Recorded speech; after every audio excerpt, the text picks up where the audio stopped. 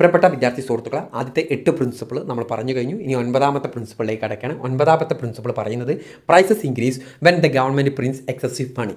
Government കൂടുതലായിട്ട് പണം print ചെയ്ത് കഴിഞ്ഞാൽ പ്രൈസ് ഇൻക്രീസ് ചെയ്യും എന്നുള്ളതാണ്. എക്കോണമിയിൽ ഇൻഫ്ലേഷൻ ഉണ്ടാവും എന്നാണ് അതുകൊണ്ട് അർത്ഥമാകും. When the government prints too much money it expand the money supply in the economy which leads to inflation a general rise in prices. നമുക്ക് ചില സമയത്ത് തോന്നിയിട്ടുണ്ടാവും ആളുകളൊക്കെ പട്ടിണി കിടക്കുകയാണ്, ആളുകളെ കയ്യിൽ പണമില്ല, ഗവൺമെൻറ്റിന് എന്തുകൊണ്ട് കൂടുതലായിട്ട് പണം പ്രിൻറ്റ് ചെയ്തുകൊണ്ട് ജനങ്ങൾക്ക് കൊടുത്തൂടെ? നമുക്ക് തോന്നിയിട്ടില്ലേ? ഗവൺമെൻറ് കൂടുതലായിട്ട് പ്രിൻറ്റ് ചെയ്യുക, എന്നിട്ട് എന്ത് ചെയ്യുക, അതെല്ലാവർക്കും വിതരണം ചെയ്യുക. 1 ലക്ഷം വെച്ചിട്ട് എല്ലാവർക്കും വിതരണം ചെയ്താൽ എന്ത് സംഭവിക്കും തോന്നിയിട്ടുണ്ടാവും. അപ്പോൾ കൂടുതലായിട്ട് പണം പ്രിൻറ്റ് ചെയ്ത് കഴിഞ്ഞാൽ എന്ത് ചെയ്യും?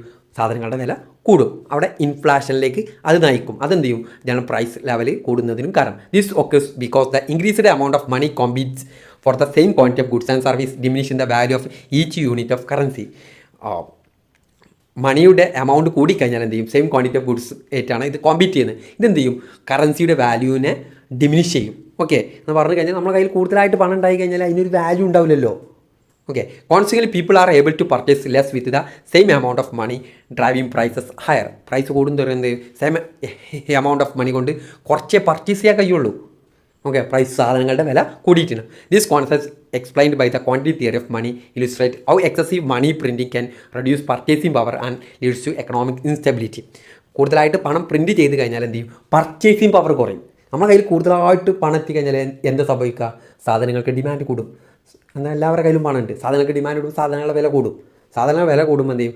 പണ്ട് നമുക്ക് വാങ്ങാൻ കഴിയുന്ന ആ പൈസക്കുള്ള പർച്ചേസിങ് പവർ എന്ത് ചെയ്യും? പണത്തിൻ്റെ പർച്ചേസിങ് പവർ എന്ത് ചെയ്യും? കുറയും. ലീഡ്സ് ടു എക്കണോമിക്, അതെന്ത് ചെയ്യും? എക്കണോമിക് ഇൻസ്റ്റെബിലിറ്റിയിലേക്ക് ലീഡ് ചെയ്യും. Notable historical example such as Zimbabwe hyper inflation demonstrate the risk of unchecked money supply growth. സിംബാബ്വേയിൽ ഉണ്ടായിട്ടുള്ള ഹൈപ്പർ ഇൻഫ്ലേഷൻ, സിംബാബ്വേനെ കുറിച്ച് ഞാൻ കേട്ടിട്ടുണ്ട്.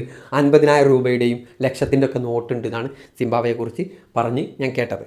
ഓക്കെ, ഇതിൽ നിന്ന് ഇത് മനസ്സിലായിട്ടുണ്ടാവും കരുതുന്നു. Okay, thank you.